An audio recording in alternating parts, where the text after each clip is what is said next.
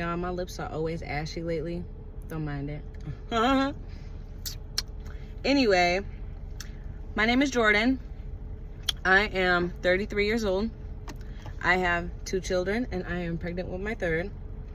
I want to come on here and talk a little bit about what I'm going through and how the legal system when it comes to children, the court system, CPS, guardian ad litems, are so messed up, y'all.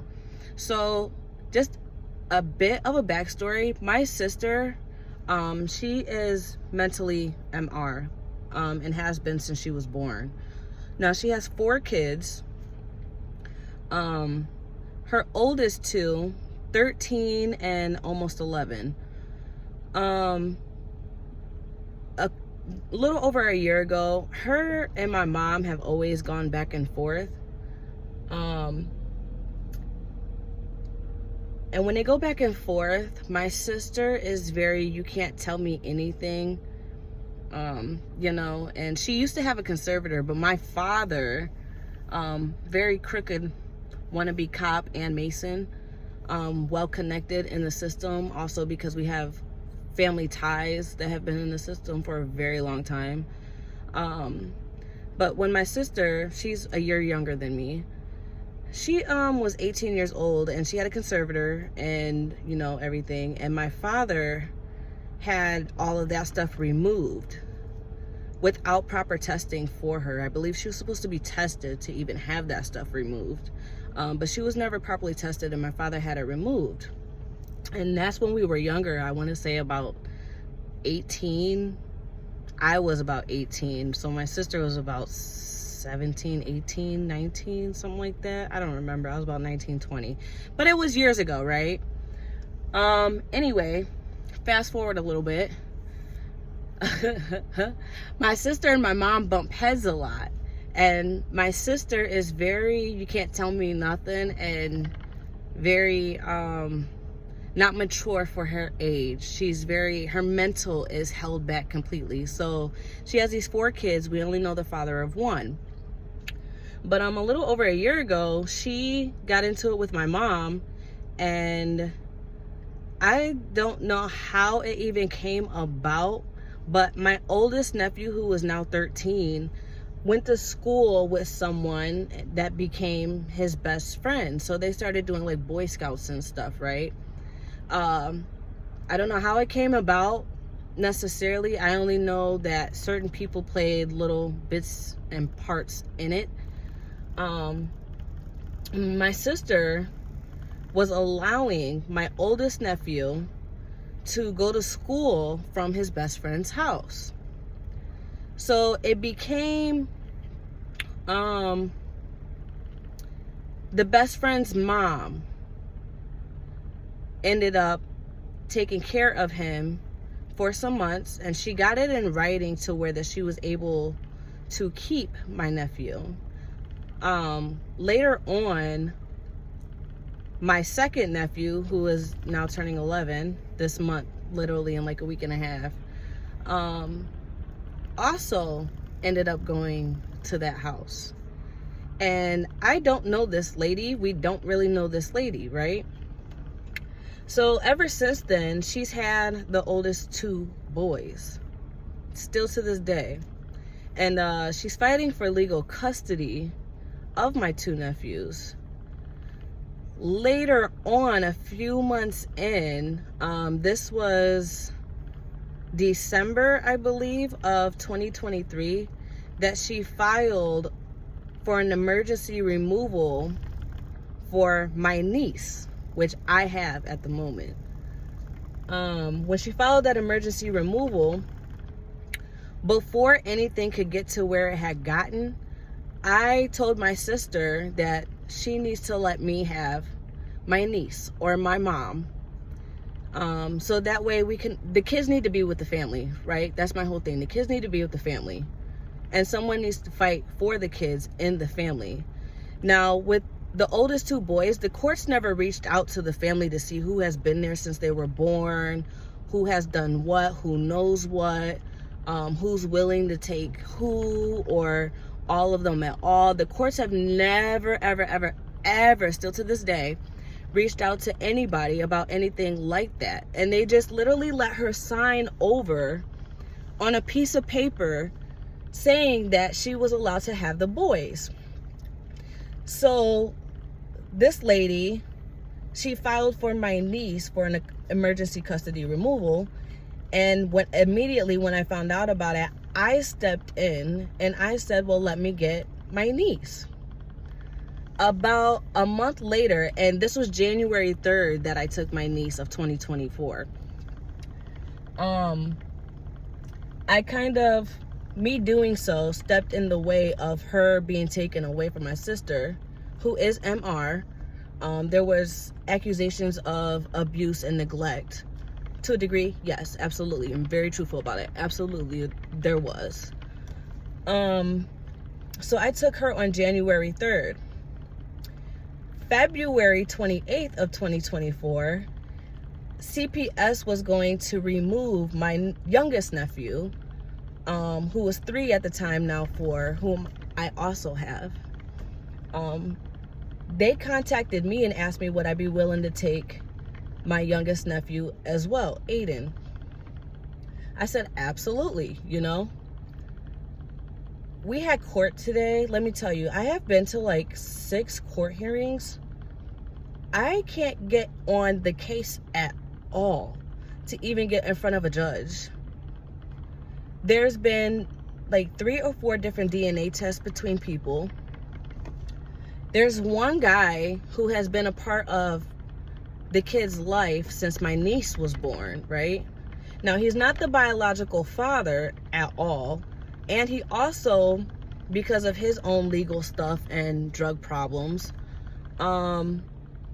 he never went to go and get a DNA test done. So this is my 6th time going to court today, right?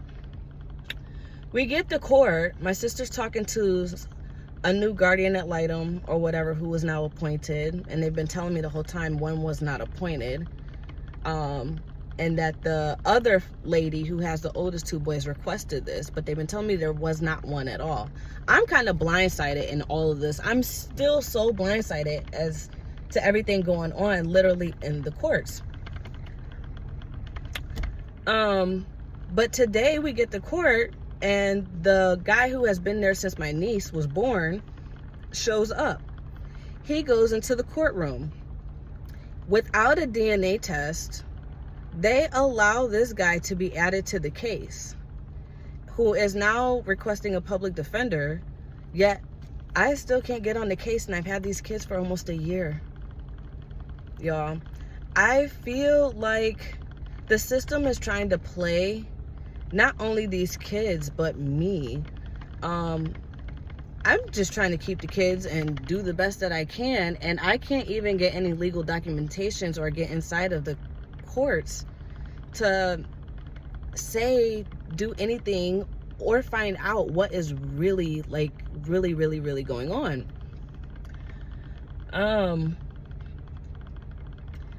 I've opened up my home every single month while having these kids, you know. And I have my own children. I don't have any CPS problems. I don't have any of those problems at all.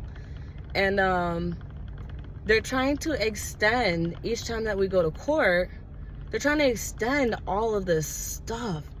And I feel like, for some reason, although I'm a biological aunt, I feel like they're still going to try to take the kids away from the family, when they have family right here who has been here since day one. They're adding all these people to the cases, but yet a biological relative cannot even get on the case. You can't even ask the family who has been there since day one. My mom, my brother in the Army, my uncle who has always provided and helped out and always came out. And he's a Master Chief for the Navy. You know, like, you're not doing anything with the actual family. Everybody that they are drawing into the situation is not a relative at all. It's insane how the system can just allow people to sign over children without reaching out to family members. When you have family members right here in the face and involved, allowing CPS in their home every single month, but yet families still can't get added to the case, I feel like there's something fishy going on, and I don't know what. And I'm really, really nervous because for almost a year, January 3rd makes it a year for me that I've had Arabella. February 28th makes it a year that I've had Aiden. I can't get added to the case. I have gotten them caught up on all doctor's appointments. I've gotten them enrolled in school. I've gotten them every single thing that they needed that they did not have: bed, clothes, toys. I moved my house so that I can have an extra bedroom for the kids as well. Like, I'm doing all of these things, and I still can't even get legal documentation over my own biological niece and nephew, but yet you have people in a court system who are not blood related, who are getting everything, and all of the knowledge about what's going on with my sister. I don't know anything. This system is so messed up, you guys. I don't understand. What's wrong with these judges? What's wrong with these prosecutors? What's wrong with CPS and these guardian ad litems to where you would rather bring in a whole bunch of people who are not blood related to children and just continue and continue and continue? Meanwhile, there's blood right here who has been here the entire time since they were born. Pictures, videos, whatever you need. I can show it, I can prove it. I feel at such a loss, you guys. I can't afford an attorney. I don't have one. The only reason I have the kids now is because, one, CPS called me about Aiden after I already had Arabella. I stepped in with Arabella before they were even able to remove her and put her in foster care.